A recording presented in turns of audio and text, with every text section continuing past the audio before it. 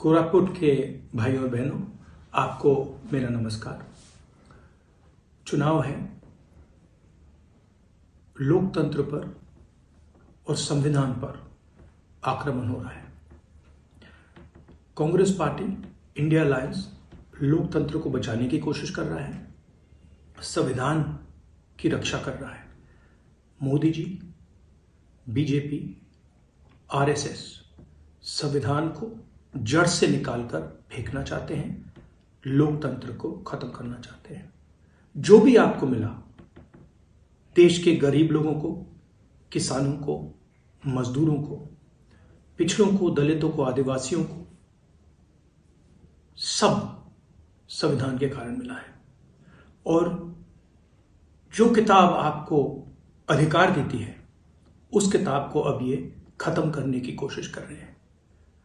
सरकार की हर संस्था में अपने लोग बैठा दिए हैं। जो आपकी पूंजी थी, पब्लिक सेक्टर जो था, उसको प्राइवेटाइज कर रहे हैं और पूरा का पूरा फायदा 20-25 अरबपतियों को दे रहे हैं।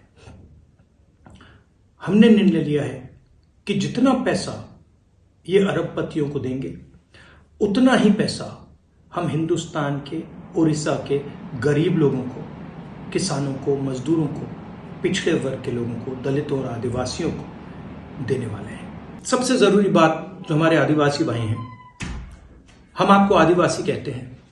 आदिवासी का मतलब वो लोग जो इस देश के पहले मालिक थे। बीजेपी के लोग, आरएसएस के लोग आपको वनवासी कहते हैं। वनवासी का मतलब वो लोग जो जंगल में रहते हैं और जिनके कोई अधिकार नहीं होते। जब बीजेपी के लोग, आरएसएस के लोग आपको वनवासी कहते हैं, वो आपका अपमान करते हैं। और जब हम आपको आदिवासी कहते हैं, हम आपके अधिकारों की रक्षा करते हैं। आपका जल, आपका जंगल, आपकी जमीन आपकी होनी चाहिए, वो हम आपके हवाले कर देंगे। हालत ऐसी हो गई है कि आज हिंदुस्तान में 22 ऐसे लोग हैं जिनके पास उतना ही धन है जितना 70 करोड़ हिंदुस्तानियों के पास है। आप सोचिए, नरेंद्र मोदी जी ने इन 22 लोगों का 16 लाख करोड़ रुपया कर्जा माफ किया है। 25 साल का मनरेगा का पैसा इन्होंने इनका माफ करके दिया है। किसानों की हमने कर्जा माफी की थी। अगर आप वही कर्जा माफी 24 बार करें, हर साल 24 साल के लिए करें, तब 16 लाख करोड़ रुपए बनता है। इतना पैसा नरेंद्र मोदी जी ने अदानी जैसे लोगों को दिया है। उनके मित्र हैं, उनके जानकार हैं, और पूरा का पूरा देश का धन उनको दिया जा रहा है। तो अब सवाल उठता है, कांग्रेस पार्टी स्थिति को बदलने के लिए क्या करेगी? हम आपके लिए 5 गारंटियां ला रहे हैं। सबसे पहले, हिंदुस्तान की हर गरीब परिवार की लिस्ट बनेगी। परिवार में एक महिला चुनी जाएगी और उस महिला के बैंक अकाउंट में साल के 1 लाख रुपए, महीने के 8,500 रुपए खटाखट खटाखट खटाखट उस दिन तक मिलेंगे जिस दिन तक वो परिवार गरीबी रेखा से निकल ना जाए। ये हमारी पहली गारंटी, इसका नाम महालक्ष्मी। दूसरी गारंटी, पहली नौकरी पक्की। नरेंद्र मोदी जी नोटबंदी की, गलत जीएसटी लागू की, करोड़ों युवाओं को बेरोजगार बनाया। नरेंद्र मोदी जी ने नोटबंदी की, गलत जीएसटी लागू की, करोड़ों युवाओं को बेरोजगार बनाया। अब हम पहली नौकरी का अधिकार हिंदुस्तान के ग्रेजुएट्स को, यूनिवर्सिटी, कॉलेज और डिप्लोमा होल्डर्स को देने जा रहे हैं। प्राइवेट सेक्टर में, पब्लिक सेक्टर में,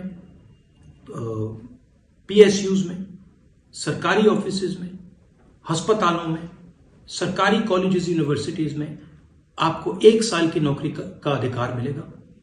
1 लाख रुपए साल के आपके बैंक अकाउंट पे जाएंगे।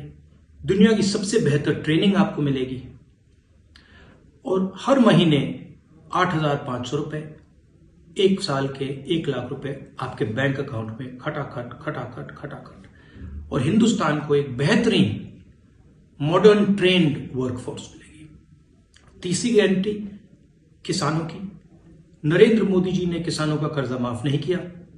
हम हिंदुस्तान के गरीब किसानों का कर्जा माफ करने जा रहे हैं। अगर वो अरबपतियों का कर्जा माफ कर सकते हैं, हम हिंदुस्तान के किसानों का कर्जा माफ करेंगे। और आप जानते हो, उड़ीसा के किसान जानते हैं कि आपको कभी भी धान के लिए, शुगर केन के लिए, गेहूं के लिए सही दाम नहीं मिलता। हम पहली बार हिंदुस्तान के इतिहास में गारंटीड कानूनी मिनिमम सपोर्ट प्राइस दे रहे हैं। इसके माध्यम से आपको धान के लिए, शुगर केन के लिए सही दाम मिलने जा रहा है। जो हमारे मजदूर भाई हैं उनके लिए मिनिमम वेज को हम 400 रुपए कर रहे हैं।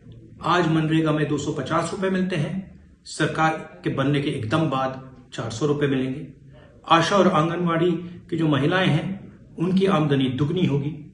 महिलाओं को सरकारी ऑफिसेज में, पब्लिक सेक्टर में 50% रिजर्वेशन हम देने जा रहे हैं। और आखिरी बात, जाति जनगणना। हम चाहते हैं कि देश के सब लोगों को पता लगे कि इस देश में उनकी कितनी भागीदारी है। दलितों को, आदिवासियों को, पिछड़ों को, गरीब जनरल कास्ट के लोगों को, माइनॉरिटीज को यह पता होना चाहिए कि इस देश में वो कितने हैं और इस देश की जो संस्थाएं हैं, इस देश का जो धन है, उसकी कितनी भागीदारी उनके हाथ में है। इसके लिए जाति जनगणना एक क्रांतिकारी कानून होगा और इसको भी हम लागू करने जा रहे हैं। भाई और बहनों, याद रखिए, हम सब मिलकर कॉन्स्टिट्यूशन की, संविधान की रक्षा कर रहे हैं। कॉन्स्टिट्यूशन के बिना गरीबों का, दलितों का, आदिवासियों का, पिछड़ों का कुछ नहीं बचेगा। इसीलिए ये चुनाव लड़ना और जीतना बहुत जरूरी है। मैं आपके साथ हूं।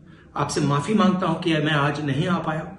मुझे रायबरेली में अपना नॉमिनेशन पेपर फाइल करना पड़ा। मैं कुछ ही समय में आपसे मिलने आऊंगा। बहुत बहुत धन्यवाद। नमस्कार। जय हिंद, जय उड़ीसा।